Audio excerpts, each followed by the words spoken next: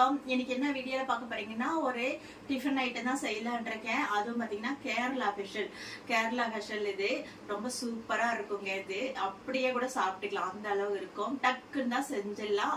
ஆனா அரிசி மாவு மட்டும் வேணும். இடியாப்ப மாவு இருந்ததுன்னா தான் செய்ய முடியும். அது பாத்தீங்கன்னா நானு பனானா வச்சு இடியாப்பம் பண்ணலான் இருக்கேன். செம்ம டேஸ்டா இருக்குங்க. எந்த பனானா வச்சுனாலும் நம்ம செஞ்சுக்கலாம், சரிங்களா?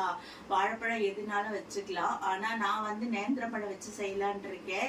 செம்ம டேஸ்டா இருக்கும். இதுக்கு தேங்காய் பால் வந்து ரொம்ப காம்பினேஷன் நல்லா இருக்கும், சரிங்களா? வாங்க வீடியோக்குள்ள போலாம். வீடியோக்குள்ள போறதுக்கு முன்னாடி முதல்ல என்னோட சேனலை இப்பதான் பாக்குறீங்கன்னா சப்ஸ்கிரைப் பண்ணிட்டு உள்ள வாங்க, வீடியோக்குள்ள போலாம்.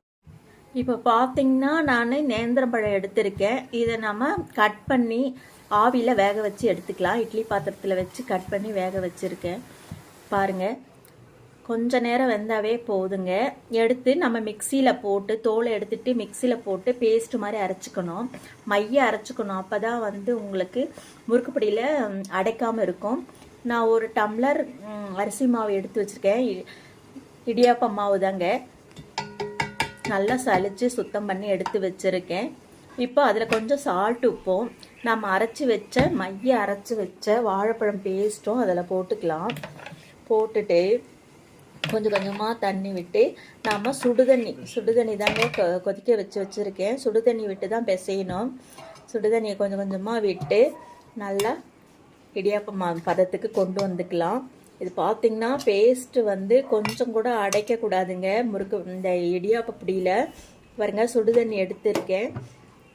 வேண்டிய அளவு கொஞ்சம் கொஞ்சமாக விட்டு நம்ம மாவை பக்குவமாக பிசைஞ்சு எடுத்துக்கணும். அந்த பதத்துக்கு கொண்டு வந்துக்கணும். இந்த மாதிரி தாங்க நம்ம பாருங்க, இந்த மாதிரி தான் பேஸ்ட்டாக அது மாவு இடியாப்ப மாவு இருக்கணும். இப்போது நம்ம இடியாப்ப புழியிறது இருந்ததுன்னா அதில் நீங்கள் போட்டுக்கோங்க. நான் முறுக்கு பிடியில் அந்த இடியாப்ப பிளேட்டு போட்டு தான் புழிய போகிறேன். பாருங்கள், இதில் தான் எடுத்திருக்கேன். இந்த அச்சில் தான் நான் புழிய போகிறேன். நீங்கள் இடியாப்ப புழியிறதே இருந்ததுனால எடுத்து யூஸ் பண்ணிக்கோங்க. நான் இதில் தான் புழியிறேன். இப்போது ஸ்டவ்வில் நம்ம பாத்திரம் வச்சுருக்கேன். தண்ணி கொதிச்சுட்டு இருக்குது. இட்லி தட்டு தான் வச்சுருக்கேன். அதுக்கு மேலே துணி போட்டிருக்கேன். இப்போது நம்ம ரவுண்டாக புழிஞ்சிக்கலாம். இடியாப்பம் புழியிறது தனியாக அப்படி இருந்தாலும் அதுலேயும் பண்ணிக்கலாம், நம்ம இஷ்டம்தான். நான் அதையும் இருக்குது, அதுலேயும் பண்ணி காட்டுறேன். இப்போ புழிஞ்சிட்டு நம்ம தேங்காய் திருவல் எடுத்துக்கலாம். தேங்காய் திருவி வச்சுருக்கேன். அதை மேலே கொஞ்சம் கொஞ்சமாக தூவிக்கலாம். பார்த்திங்களா, இந்த மாதிரி கொஞ்சம் கொஞ்சமாக போட்டோம்னா இந்த ஆவியில் வேகும் போது அது பிடிச்சிருக்கும்.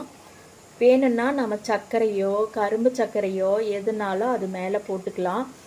அது அப்படியே சாப்பிட்றதுக்கு நல்லா இருக்குங்க. குழம்பெல்லாம் ஊற்றி சாப்பிட்ணும் குருமா அப்படின்னா உங்களுக்கு இந்த மாதிரி வச்சுக்கோங்க. மூடி போட்டு ஒரு 5 நிமிஷம் வெந்தால் போதுங்க.